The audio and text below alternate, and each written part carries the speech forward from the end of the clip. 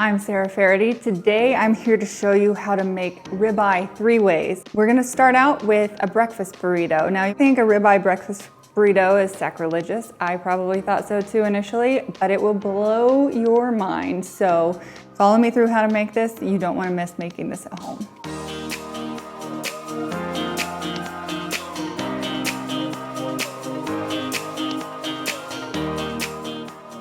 First, we're gonna start out by chopping up potato, just to add a little bit of starch to our breakfast burrito. I'm cutting it kind of on the thin side, just because I want it to cook a little bit faster. We are gonna cook this in the skillet. We want it to cook as quickly as possible, but make sure it's not underdone in the middle, which can be a little bit tricky sometimes with potatoes just on the stovetop without roasting them. Dicing into little chunks. I'm from Austin, so if you know anyone from Austin or you are from Texas as well, you know how important breakfast burritos are to Texans. Let the stove heat up a little bit. You don't want to get it too hot because you don't want them to brown too quickly. You want them to it takes potatoes a little while for the starch to break down so that they cook all the way through. So we're about a medium heat. We're gonna go ahead and put our potatoes in. While the butter is melting, go ahead and stir it around to make sure that they get a good coating. And like I said, medium heat. We don't want these to brown too quickly, but we definitely want them to cook through. We're gonna come over here and dice up some onion. We want the onion to sweat, but because the onion takes a lot less time to cook than the potatoes, we put the potatoes in first. Now, it's really important when you're cooking or when you're baking to use unsalted butter. If you get salted butter, you can't really control the seasoning as well as you can, so I always make sure to use unsalted. Potatoes are starting to get a little bit soft. We're gonna go ahead and add the onions. And we just want those onions to sweat their flavor into the potatoes. It's already smelling amazing. A little bit of garlic, kind of the same thing, which is why I have it on a medium heat. I don't want the garlic to burn. Garlic burns very easily, so keeping it on a medium heat, it will just sweat. All right, the potatoes are just a little under fork tender. That's okay. I'm gonna go ahead and I'm gonna add the bacon to it so it can really start to incorporate all the flavors, and also so that it gives it a really nice texture once all of this is incorporated. The bacon's gonna be nice and crispy.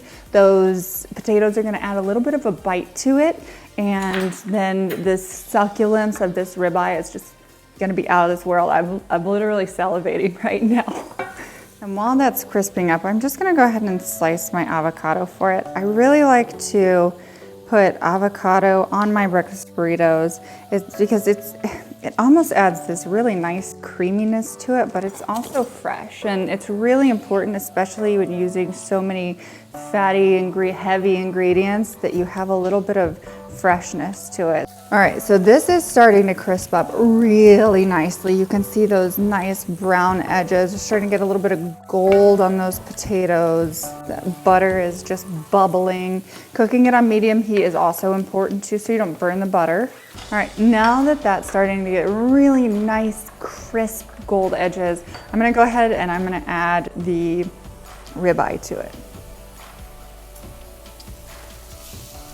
So the reason that ribeye makes this so amazing is it's such a fatty piece of meat, but that fat just melts down and the flavor incorporates into the eggs, the entire burrito. It's amazing. So I'm gonna go ahead and start on the eggs, even though the meat's only been in there for a little bit. Ribeye is such a beautiful cut of meat that you don't wanna overdo it. You want it to, I love it a little bit on the medium rare side. To get a really nice, creamy egg, it's important that you incorporate some fat with it. So when I make scrambled eggs, I really like to use a dash of whole milk.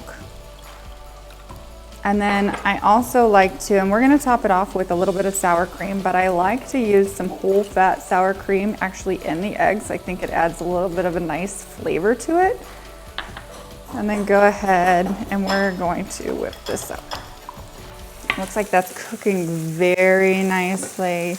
That meat is definitely gonna be perfect in the middle. So like as soon as we add the eggs to it, it's gonna cook really quickly. So I'm just gonna leave this on here for a second longer. Beautiful crispy bacon, and those potatoes just look just perfect.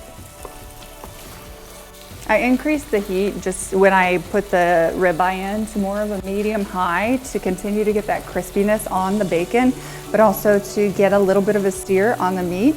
When I add the eggs, I'm gonna turn the temperature down to about like medium low because they cook very quickly. We don't wanna burn them.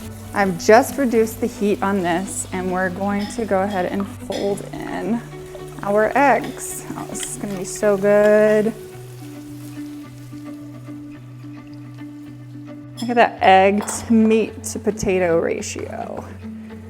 Delicious. You can see this is cooking very quickly, so you don't want to leave it unattended.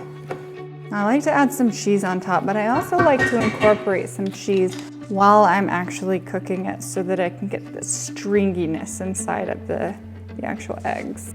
When you do add the cheese, you can turn the heat up just a little bit because the fat of the cheese is rendering down into the eggs to make sure that you're getting them cooked fully and it's not too watery. That will help with that. I'm gonna get a little bit of sear on the outside of the burrito, and I'll show you how in just a second, but it's really good. I'm gonna go ahead and get this pan a little bit on the hot side because I really wanna get some immediate color on it. And since I'm putting fresh ingredients inside of the actual burrito, I don't want it to cook for too long. So this is done and perfect. I'm gonna go ahead and I'm gonna scoop this into the center of this giant tortilla. Larger tortillas work best for this. Avocado. I'm gonna add a little more cheese because you can never have too much cheese. Add a little bit of hot sauce or pico de gallo, however you like it. Some people have milder palates. I really like spicy food, so it's a little on the hotter side.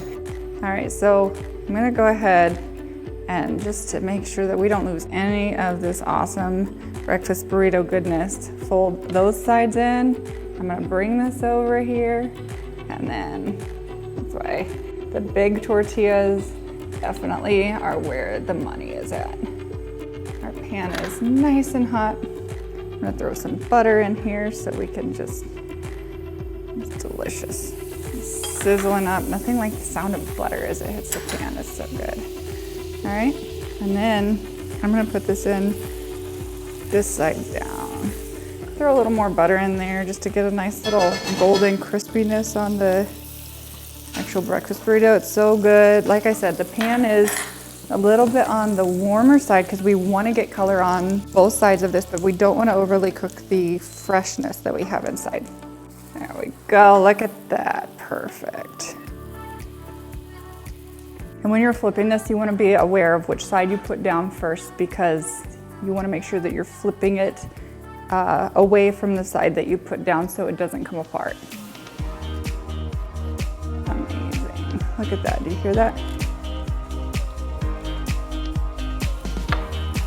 Oh my gosh, this is so good.